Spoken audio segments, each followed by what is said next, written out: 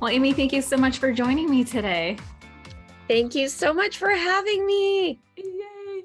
I'm excited to talk to you because I know you have a very full life. And as we were just discussing before I hit record, one of the barriers to entry of sobriety is we hear a lot of people say, well, I'm too busy to do all this work. And I thought your perspective on that was really good. You mentioned priority, and that's Mhm. that's pretty key to sobriety. Yep, absolutely. And putting our sobriety ahead of everything else, our recovery. And, there's a little cliche saying that if you've been in the 12-step programs at all, it's put your recovery first and everything else will be first class. And Oh, it's cheesy, but it's also, I don't know, for me personally, I've found that to be true is that act of putting ourselves on the map, that act of self-care in terms of making sure that we feel okay, that we're, healing our own soul makes us actually more capable of dealing with other people. In my experience, anyways, that's for me. absolutely. Yeah. And you have a lot of experience. I want to get into it all. First, we're going to play our little lightning round. Are you ready? Can't wait. Okay. So, what book in your early recovery helped you the most, would you say? There's a little yellow living sober book, and Oh, yeah. it's an AA book. So I don't know if people are into that or not, but that one specifically helped me so much because it contained practical tools. Practical tools. I'm all about It's so funny. It's like you hear people talk about do the work, and I was like, okay, what is it? What are you talking about? Right? I need Yeah. specifics. Yeah. So yeah, living sober is a really good one. Lots of specifics. That's a good one. Anything else I come pretty to much mind? lived by that one in early recovery. And then I Yeah. had a handful of memoirs that I had read that kind of helped me to identify, one of those being Between Breaths by Ooh. Elizabeth Vargas. Oh yeah. Yeah. That's a good one too. Yeah, memoirs are so helpful. And you Yeah. you wrote two books, but your memoir was Eternally Expecting. Mama Bate gets sober and gives birth to a whole new life, her own. That is, I cannot wait to talk about the 8 kids. There are no excuses. If you can do it with eight Yeah. kids, other people can do it too. Yeah. That's awesome. Do you have a go-to quote or mantra that you live by? Pretty much just go by to thine own self be true, Yeah. which is also on the back of the recovery coins for 12 Yeah. steps. So there you go. And that was not in early recovery, my mantra. I think my mantra back then was just follow direction, follow direction. But now that is more my mantra because, and you know this because you've got some time under your belt, but after a while, sowing and cultivating esteemable acts does build self-love and self-esteem that I didn't have when I came in. And so now I feel a little bit more confident in trusting my gut. I still run big things by my sponsor. Oh, 11 years or not, I just do because sometimes I rationalize things in my own head. But generally now I can trust my gut more. I think that's such a good point. Listen, I'm obsessed with self-esteem because I firmly believe that we only allow into our lives what we believe we deserve on a subconscious level. And Yes. that's all about self-esteem. And like you said, the esteemable acts, we start invoking that law of cause and effect. You do something for others and you reap the Yeah. rewards of that. So, Right. the thine own self be true is so interesting because I did not trust myself early in sobriety. How did you learn to tune in to that still small voice within you and learn to trust it? Well, it was a process. I was raised in the church. And so I kind of had that sense of looking inside to try and determine what I thought God was telling me.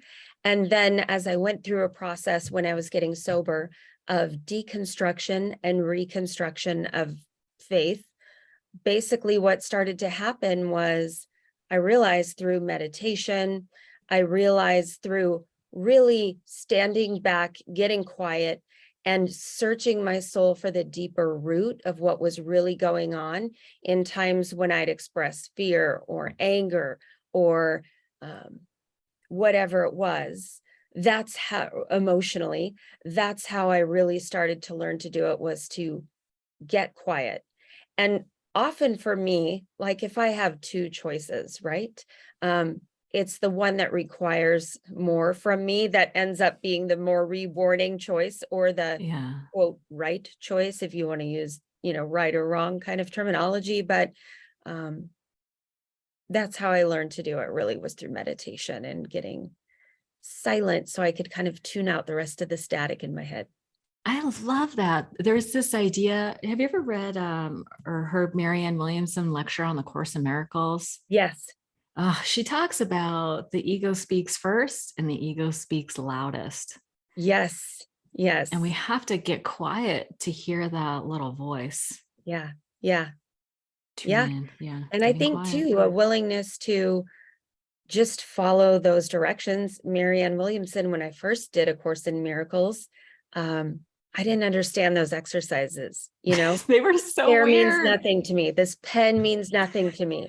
I didn't understand any of that and where that was going until I finally got to the point where, she reveals that we give meaning to things. Yeah. It's not that, anything has any specific meaning except for what I place on that. Yeah. Yeah. That really clarified the idea that there is no out there. It's just a Right. reflection of what we project. Yeah. That's It's right. deep. Yeah. Yeah. I remember doing the Course in Miracles lessons in the back the first time. Hmm. And I was like, whatever? I guess I'll just follow. This is so weird. And then one day it just like all gelled. And it Yeah. was a way of sort of like breaking the denial that I was at the effect of the universe. Yes. As it turns out, we are the cause.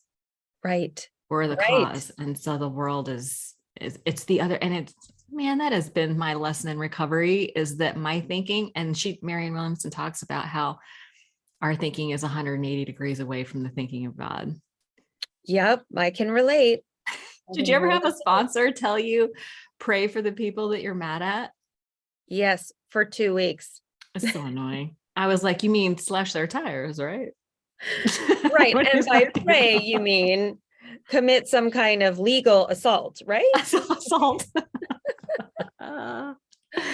So funny. Yeah, it's Yeah. amazing. All these really practical tools we get that it's the opposite of what we think, and that actually results in peace, Right. which is what we're looking Absolutely. for. So that's Yeah. awesome. Do you have a regular, like, weekly recovery routine, or do you have a daily practice, or what does that look like for you? Well, I do an early morning run through of the prayers. I'm a little bit old school, so I do the pages, 85, 86, like that whole thing in the big book of Alcoholics Anonymous. Mhm. And I do that with a group of people. So I don't just kind Oh, of get up and do it. I jump on Zoom and I do it with a group of people. And then I get on a meeting from 6 to 6:50 in the morning. And that's kind of just become my thing. That's Monday through Friday. Weekends, I'm kind of a little bit more lax. right. And then I have just some kind of heart buddies, right? Who I've developed, just this core network of ladies who we've been sober around the same amount of time. And we met early on in recovery.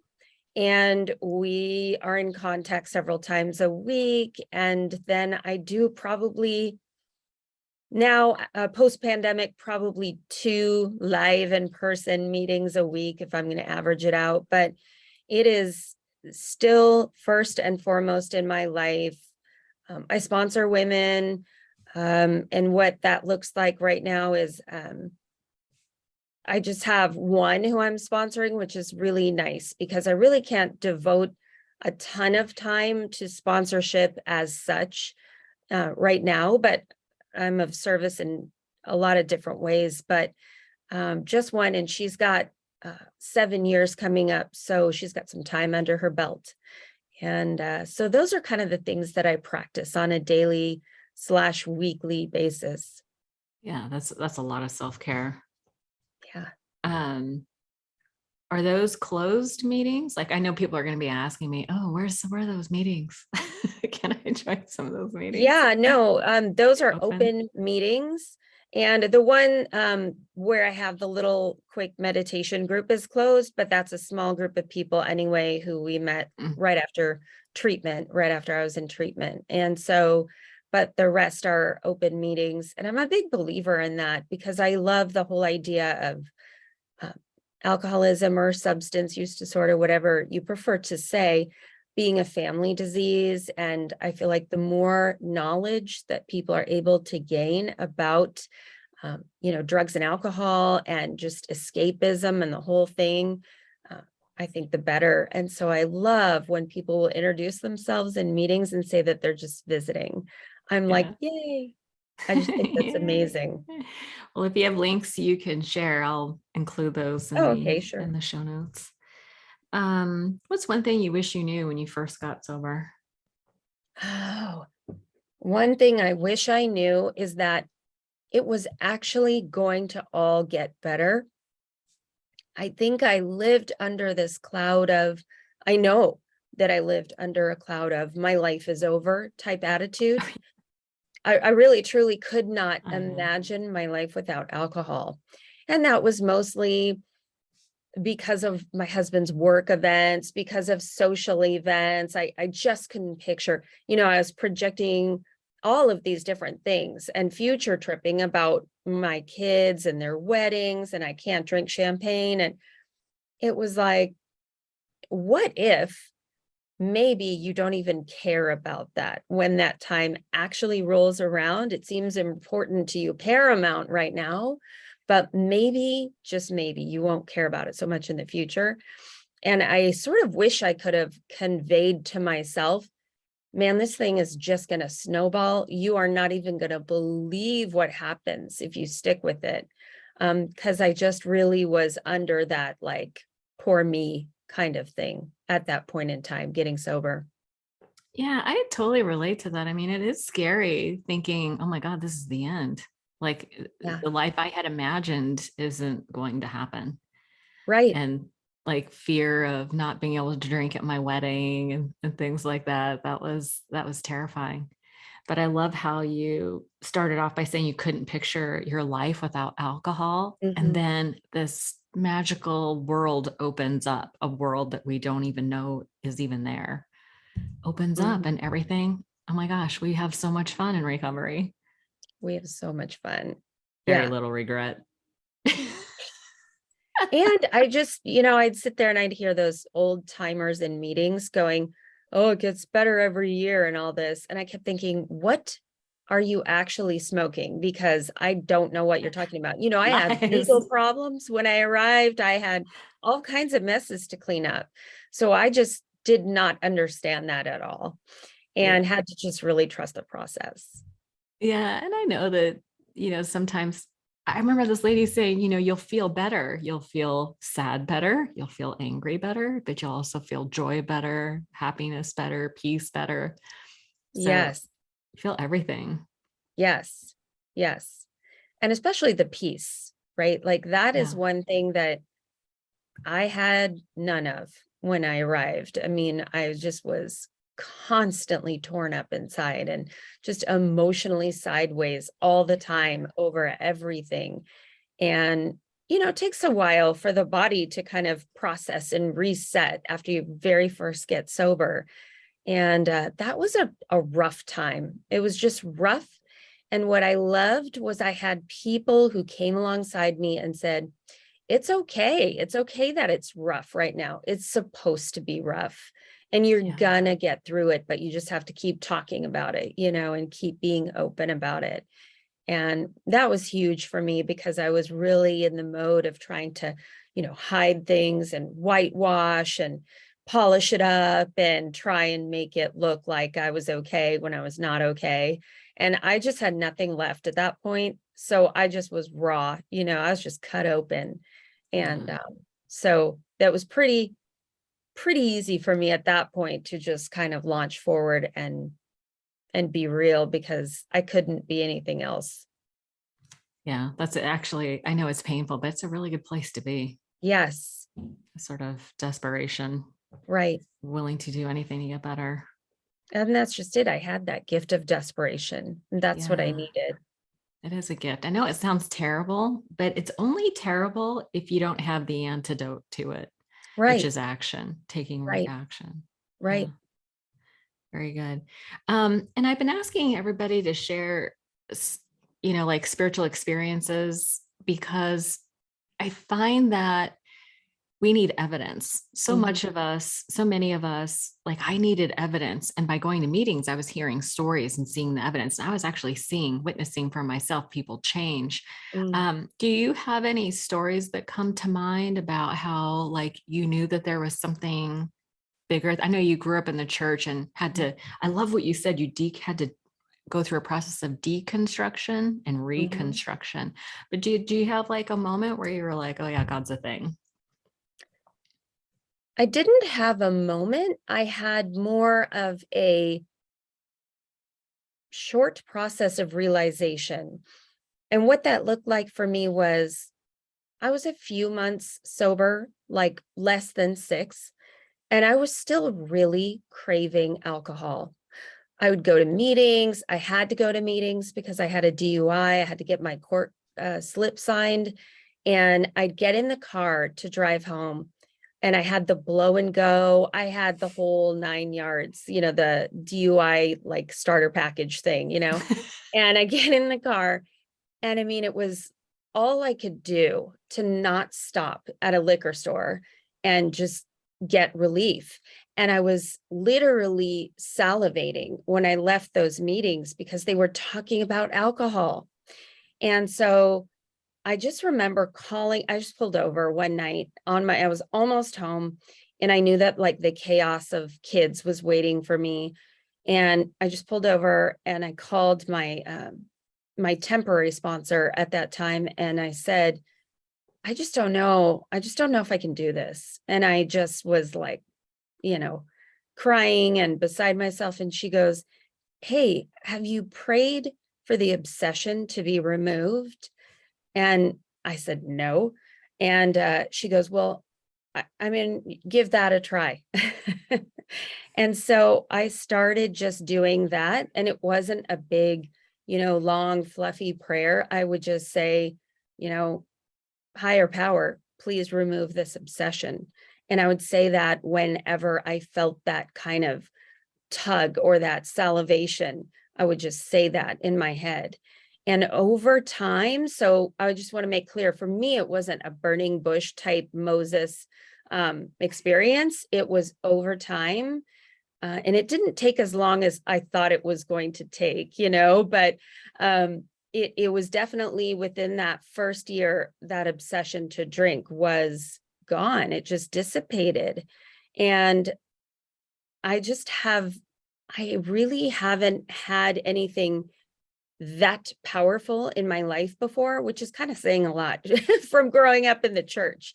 But when you are so physically addicted to alcohol and your entire mental and emotional state, right, is totally spinning and caught up in it, it's just hard to envision that you're not going to be that way, that you won't have that monkey on your back anymore eventually. And so when that happened for me, I mean, it was like, I'm in, because even just that, without all the additional bonus gifts of sobriety, even just that was enough for me to go, yeah, there's something out there that's greater than me, because I couldn't have done that on my own. I couldn't figure it out. I couldn't rationalize it, couldn't intellectualize it. So that's what worked for me. And that's the biggest piece of evidence that I would have in my life looking back. No, that's a beautiful story. I mean, we all do need that evidence, and that's that's a pretty good indicator. Mhm. So I'm so curious about sort of how we got here, and I know you grew up in the church. Catholic Church. Maybe there was wine, the sacrament in the church. Were your parents drinkers, or how did your journey with alcohol begin? So I actually grew up in the Christian church. So like the born Oh, again evangelical movement of the I am 80s. familiar. And Pretty sure and it's still so happening. oh yeah, it's still happening for sure. And that so then in the 90s, I was in like the whole purity culture and all of that. And so I was like in it, man. I was in it to win it, I was doing the whole Christian I call it the holiness competition, where it's like, if I go to more Bible studies than you, I'm going to get more blessings than you, kind of thing. And that was kind of unspoken and frowned upon. I mean, nobody kind of said that, but that's a little bit what we were doing, at least what I was doing. Right. And You were not alone. yeah, yeah. And whatever and I think, the church didn't really intend to come across that way. And at the time, it didn't. But for me, I mean, drinking was not a thing. It was not in the faith group where I grew up. It was not looked upon as acceptable at all. And, in youth group, we'd have the whole scripture verse, rundown of, thou shalt not get drunk and all these various, parts in the Bible. And so it was pretty clear to me that drinking was not going to be a part of my life because I had, you know, sold myself out for Jesus and I was doing that. And so, growing up, my parents, they just had what I would call a really normal relationship with alcohol when I was a child. And they had like the 6-pack of Coors my dad drank in the garage fridge, and then the jug of Carlo Rossi wine that my mom had. But I mean, it wasn't like a big deal. It wasn't at that time anything that made any difference to me whatsoever. And so, I just really hand it to my parents for raising us the way that they did, because they did the best that they could at the time with the tools that they had. And so a lot of that was at church. And the church really taught me some lessons about, being loyal to things. And I'm kind of, with the ADHD part of my brain, I'm kind of a quitter a little bit by nature. If something doesn't come super easily to me. Yeah. And so they really instilled that that sense of ritual in my life, which I still have today in terms of spirituality. And the word ritual being in the middle of spiritual really just reminds me that, okay, my faith today looks totally different than it did back then, but that's okay, because I'm still religious in the sense of, that the root word of religion being ligare, which basically talks about, right, ligaments of connection, ligaments of, feeling that sense of bond. And I had that back at the church. I have that today, but I just have that with, 12-step members and friends and family. And so it just looks differently. So when did you start drinking then? So in college, this is what I really remember, right? Is like we had a couple Bartles and James nights after work where I'd have a fuzzy navel.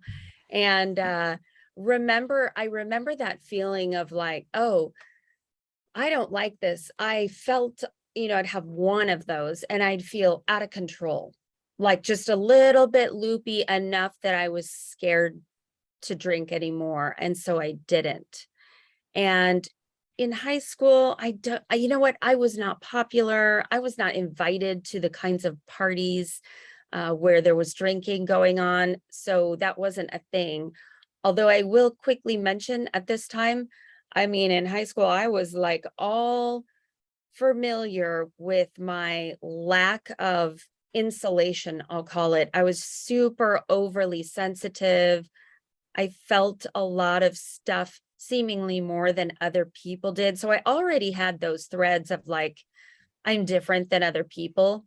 And that actually went way back from when I was a kid, and it just kind of amplified as time went on. And so then when I turned 21, uh, I was at my first Thanksgiving at home from college, and my mom let me have a glass of champagne. And I just remember drinking that champagne that night and feeling so safe.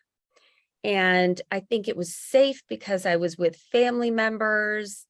I wasn't doing the post-work fuzzy navel with, these people. It was like I was at home. And I just remember feeling that warm sensation of being linked to others around the table and that I was a part of. And that was huge for me. I just remember just feeling like this is awesome. I love this. And I had a second glass, and then I was like laughing at everything. And my mom was like, okay, you're done. So that was really my first experience with alcohol that was positive. And then I really didn't start drinking alcoholically, I would say, until after I had kids. My husband didn't drink. He had a brother who was an alcoholic. And so it was nowhere on his radar. He was also raised in the church, also told that alcohol was something to stay away from. So it wasn't a part of our lives. And then I moved to a neighborhood that was very drinker friendly, we'll say. And it was a part of the culture of that area where I lived to sit out in the front yard in the afternoons while we had little kids around riding big wheels and just have wine and cheese. And I also joined this book club. And so once a month I'd go to this book club and have a glass of wine. And this was all very glamorous to me because, at this point I've got some little kids. I've lost my identity of who I was. Before moving to Washington State, I taught high school in California and I loved it. And so being a stay-at-home mom, wonderful, wonderful gift, but it was really difficult for me to make that shift and to transition into being at home where I just really felt like I didn't know who I was anymore. I didn't know my place in the world besides being a mom. And then you've got these little kids who they do their own thing, I mean, you can try and train them, but they also come out as individuals. And they were not doing exactly what I thought they should be doing according to all the books that I was reading. And so, So funny. yeah. And so that's kind of what got me into more of a feeling of wanting to escape, just wanting to change the Yeah. way I felt. That's so interesting because now we talk a lot. We've identified that as mommy wine culture, Correct. right? And Yeah. so now we understand that, and I think it really does have to do with the loss of identity. And just, being a mom is 24/7. It's an endurance race. Yeah. And it's easy to go in sort of like this trance of mom, like everything, I'm just mom, Hmm. which is all about service to others. There's very Right. little like input to the care of mom. Everything, mom is the source of care for others. Right. So it is, Right. I can see how moms get lost. And then we have the wine culture. That's how we bond. And Hmm. that's like what we've been that's what we were really craving the whole time, is this connection that you were talking about. Right. So Absolutely. that's tough. Yeah. So when did you have experiences that were like red flags, like, oh, this is maybe my drinking is a problem? Yeah. I started to have little consequences. One night I remember looking at a bottle of red wine that I had started kind of during dinner, and then my husband had gone to bed and I was still downstairs, and I looked at that and I had consumed almost the whole thing, and I felt really tipsy, but I remember thinking, that's kind of a lot. Like I just had that, feeling in my head like, I don't know if that was a good idea. And my biggest fear around the whole thing, ironically, was sort of developing a tolerance to alcohol, becoming an alcoholic. It was like, but then I can't have this treat. I can't have this thing anymore because I'll not be able to drink alcohol anymore. Because I kind of knew that that's what the 12-step communities were about, was abstinence from alcohol. I kind of knew that from movies, and that was kind of hanging over my head like, oh my gosh, don't ever have to go to meetings, For those of you who are not watching this on YouTube, your whole like physical body was like shifted to the side. You're like, abstinence, no thank you. I mean, that is really a scary thought. Abstinence is a scary thought. Yeah, absolutely. And so, yeah, I started having hangovers.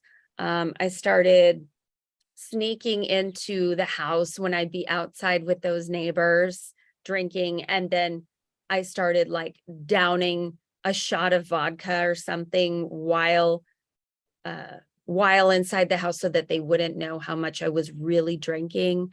So I tried to temper it a little bit. And that was kind of the beginnings of it before it just really took off, like completely out of control. But those were things that I knew I was doing, and it felt super shameful because I was hiding. And I began to just really make it a full-time job to try and hide how much I was actually consuming. I had a best friend who, her husband drank as much as the two of us did, and she drank a ton. And so she would come over and take my empty bottles or some of them, and she would go and put those in her recycling, because we knew that my husband would find all those bottles and just, be like, oh, this is. You had an accomplice. Right. And so, or go down to the Chevron and stuff the empties into the trash receptacles there, and just all those behaviors that are like, the normal person would hear that and go, that's pretty desperate. And I didn't yet admit that to myself. I took this nice little pretty bow and tried to wrap it up and say, oh, I'm just having fun and I can stop anytime I want. But I sort of knew deep down without telling anybody that that was not the case. I knew that I was getting to the point where it was like, yeah, I can't stop. And I didn't want to. And I knew that that's the thing though, right? It's like, oh, I can't, and I don't care. Yeah, because my big deal was I knew that I'd be, I was never one of those people that said, well, I'm not going to drink today, because I knew I would. And then if I drank after saying I wouldn't, then I would feel like a failure. So I just didn't want to feel like a failure. This is the reasoning that was going on in my head, is that I didn't want to feel like a failure. So I wasn't going to say I wasn't going to drink. Yeah, that's a terrible place to be, isn't it? Yeah. So you did mention a DUI. Was that, can you describe for me like what happened when you decided that, did something happen where you hit rock bottom and you decided I have to quit? Yeah. So one Christmas, my husband came to me and just basically said, I really want you to go away and work on your postpartum depression issues, in quotes. And I'm not trying to minimize postpartum depression at all. I had it, for sure. But what he knew is that I wouldn't just say, yeah, I'll go to drug and alcohol rehab. Sure. Get the car. I'll jump in. He knew that that wasn't the case. He had broached the subject before. And I was just like, F you. I am not doing that. I can get it together. You're the cause of my stress. You're the cause, I just was doing the whole victim mentality and trying to point it back at everything else in my life except for my own behavior. And so I went to treatment and found out that it was treatment. It was, and you had a counselor there. So I guess it was kind of counseling and also rehab. But I just couldn't admit that the source of my problems, my issues was me and my alcoholism. I just could not, I was not in that space. And I didn't have legal problems like everybody else in the treatment room, So I kind of thought I was like better than everybody else and kind of was like, yeah, you guys, you got some problems, but I'm here to learn how to drink normally so that I can go back and resume my life and drink like a lady. That was kind of my goal. And so one day in treatment, we were walking by an Italian restaurant and I saw all these wine bottles in the window. And it was like, boom, that salivation started happening. And I just knew that the second I got back to the airport to come home, because I went to treatment in Orange County, I knew that I was going to drink. Like I made up my mind. And that's what happened. And then I got home and was drinking, immediately because I had been on the plane drinking. And for the next 2 weeks, spun a web of lies, basically telling everybody I knew that, hey, I learned how to drink normally. Like, don't worry about me. I was trying to just appease everybody and, get everybody off my back. And that was not the case. What happened was my disease just picked up immediately where it left off. And then it came back sort of with a vengeance. And all of a sudden I was drinking more. I mean, I was okay for like the first 3 days. And then after that, it just spiraled. I was drinking more than I was even before I left. And one day I went to pick up my kids. I knew I had full knowledge that I had no business picking up my kids. I had had those little interventions before where somebody would notice that I was drunk and they would go pick up my kids for me. My best friend and I would go and get the kids together, but I went by myself that day. I picked them up. I was driving home and someone saw that I had hit this car. So I had rear-ended somebody. And that person kind of got out of their car, looked around at the bumper and was like, waved me on. Like, don't worry about it because there wasn't that much damage. And so I was super thankful that I didn't have to, these are just the parts that I remember, that I didn't have to get out of the car and deal with that person. But someone called 911 and I got pulled over, did the sobriety walk, all of that. And I just remember thinking, all right, thanks. I gotta go. And I tried to get back in the car so I could drive my kids home. That was just my big thing on my mind, was getting my kids home safely. So this was just, I tell all this just to paint the picture of how tragically, unbelievably sad alcoholism is. That was my rationale at the time. And that, I don't know, you see bumper stickers or you see advertisements that are talking about like drinking responsibly. And I just am like, what does that even mean? Because I couldn't at that point. I just couldn't. And so I got taken to jail. I spent the night in King County jail. My kids were picked up by a neighbor. If they hadn't have been picked up by the neighbor, they would have gone to Child Protective Services. I mean, I had the whole meal deal. And that night in jail was the night that I thought, you know what, I might fail. I might try and get sober or stop drinking, and I might fail, but I have to try, because I knew my life would never look the same from that point on. I didn't know if my family would, stay with me, back me up, support me. I didn't know if I'd still have a marriage when I got out of jail. I didn't know any of that. And so I thought, well, I at least have to try because this isn't working. And so that's the point where I really reached a bottom and was ready to surrender. That's beautiful. And so because you had been to rehab before, you had exposure to 12-step programs? Yeah. So they took us to meetings in rehab. So I knew what that was all about, and knew that I would have to go if I got a DUI or if things got bad enough. That was kind of like and my best friend, who was my drinking buddy, she and I we used to joke while drinking, if you go to meetings, you're screwed. Like, you're on people's radar as being like not supposed to drink kind of label. So that was Big laugh. we both ended up there, and we're both Your doing, best friend got sober too? yeah. So this is the cool part that I'll share is um, about 6 months before I went to treatment for the first time, she went to treatment and got sober.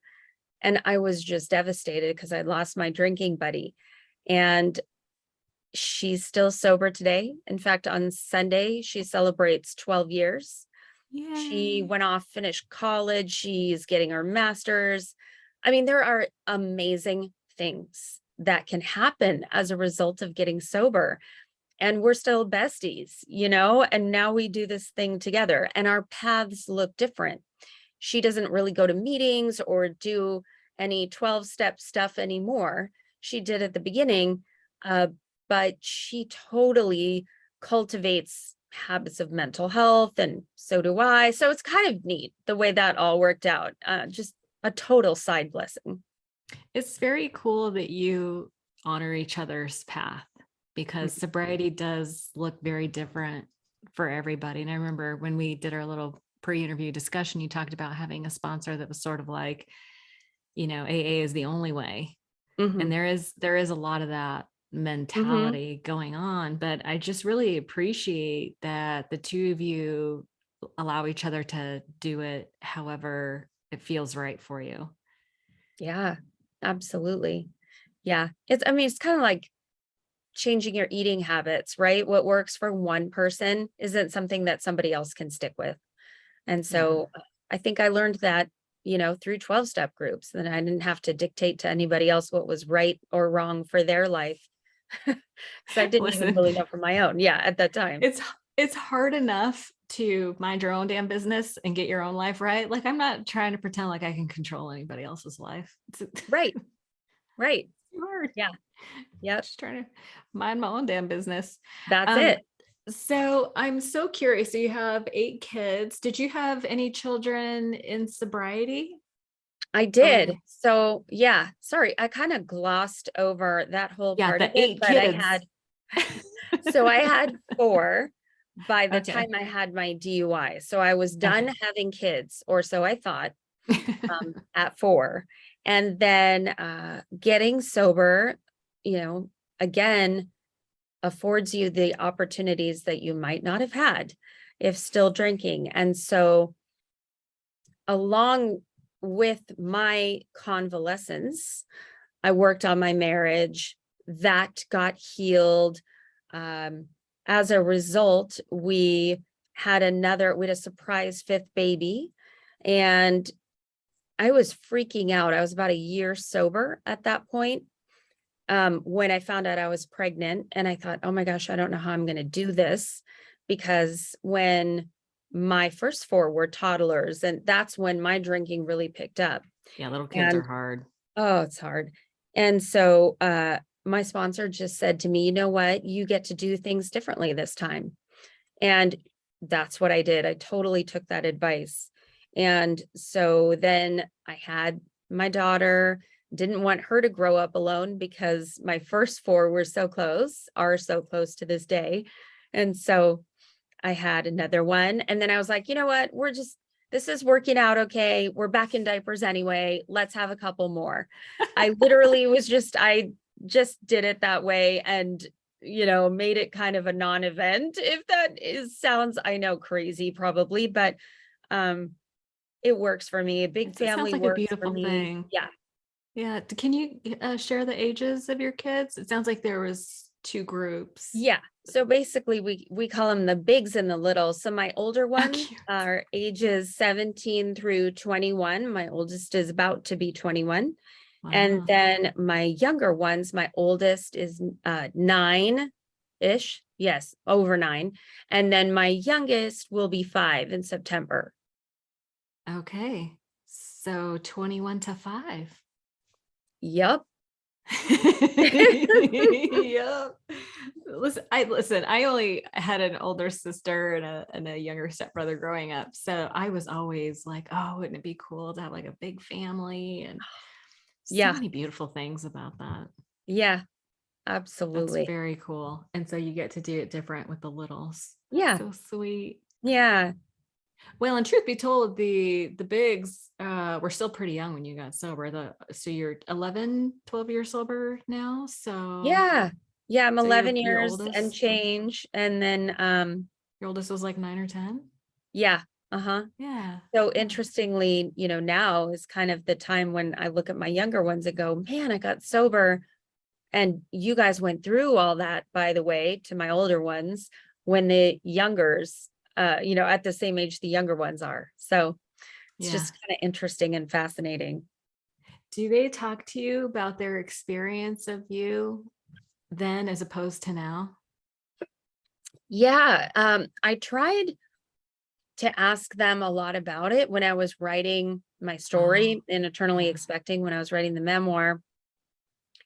And they do remember some stuff, but it's really not the way that I thought they would remember it. At the time when you finally realize what you've done to people, right? And I mean, I just couldn't conceptualize the damage that I had done to them.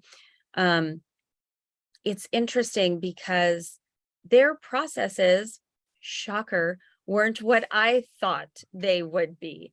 And so that was interesting learning for me too, was that, you know, to stop creating something that wasn't mine to own. And so I wanted to be very available to them, to be a safe place to process all of that, and how I acted to them when I was drinking. And they're really like, hey mom, love you lots. Like, we don't even like whatever. I mean, they really, it is so surprising to me how little baggage they have. And I keep telling them, I mean, they've all been in counseling. I kind of shoved them in against their Just will in a little case. bit. Yeah, just in case. Yeah, And because, and plus I just really want to normalize that for them. sure. But they've really had a healthy perspective on it the whole time. And they've seen me recover out loud. It's not like I could press pause and go off and get better.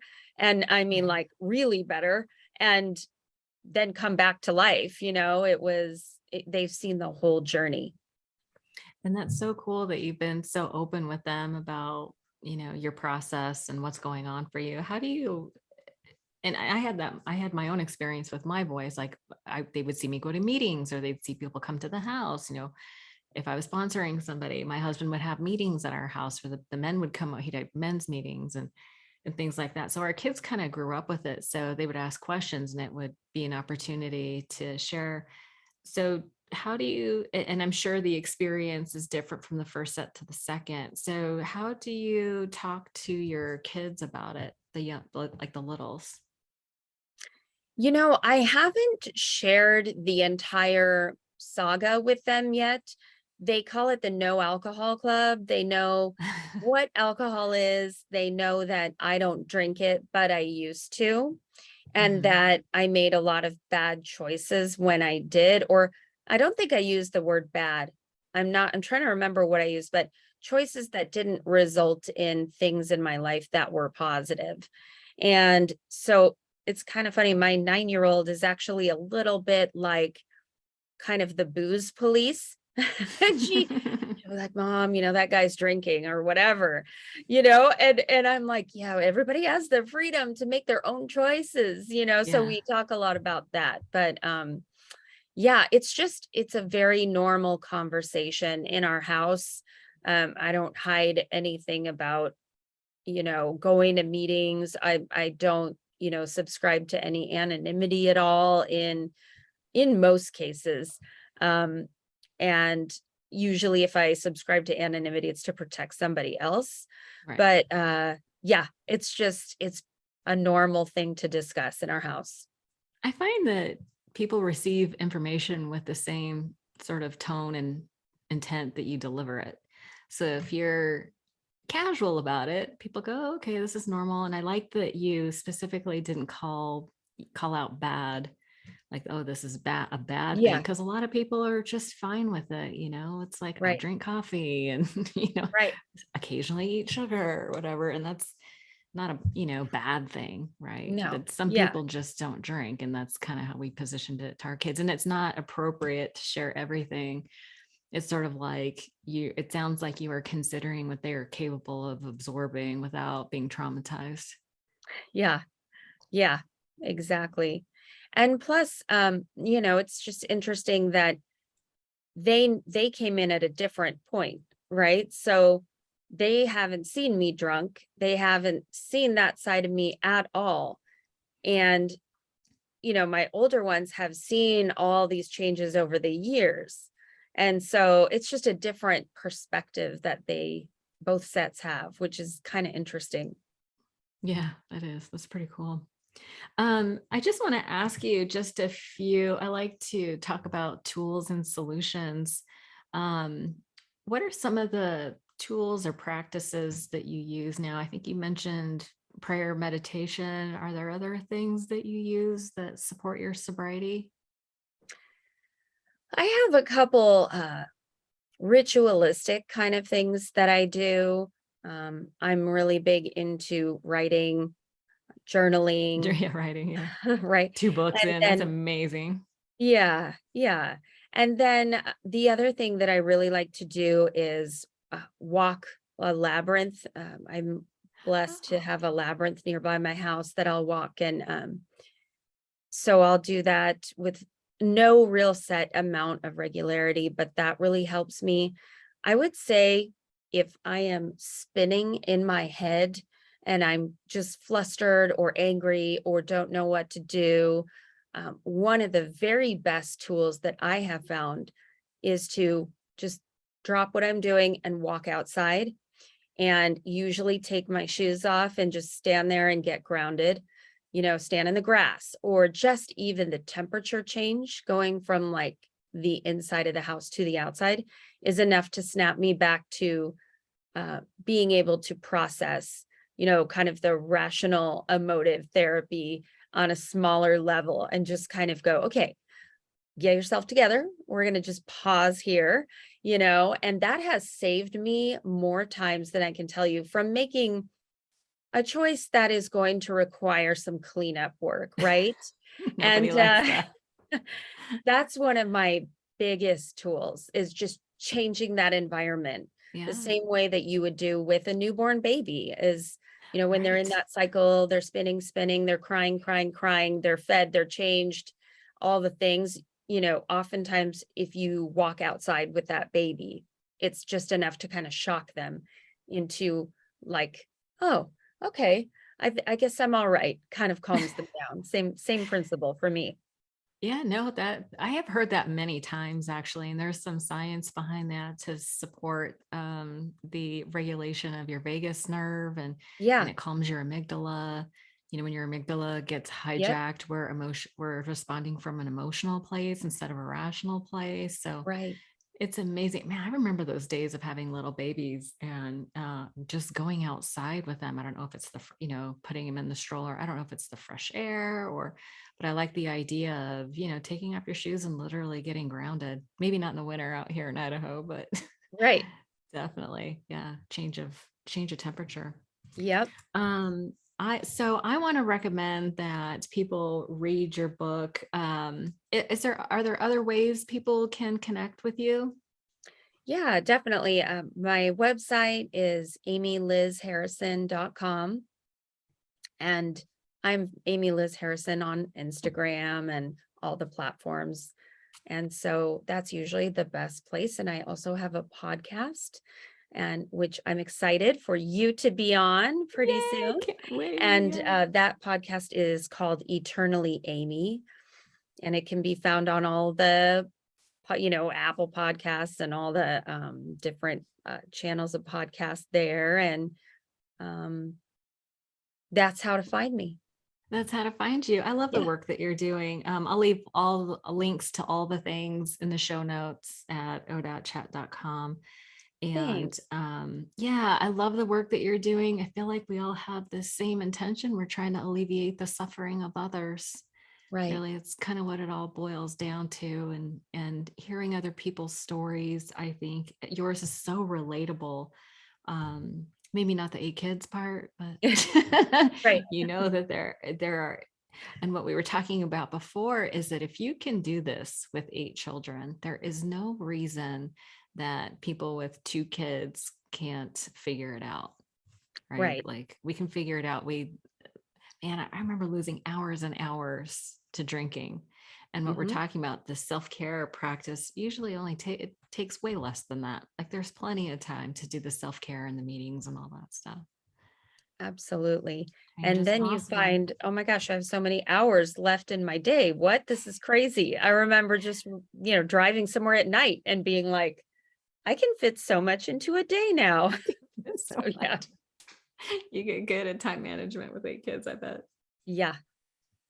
Well, Amy, it was such a pleasure talking with you this morning. I look forward to our next conversation on your podcast. And just thank you for all the work that you do. Oh, it's a pleasure. Thank you so much for having me on. Just an honor to chat with you. And yeah, I'm looking forward to having you on mine. Thank you Yay, so talk much. soon. Thanks.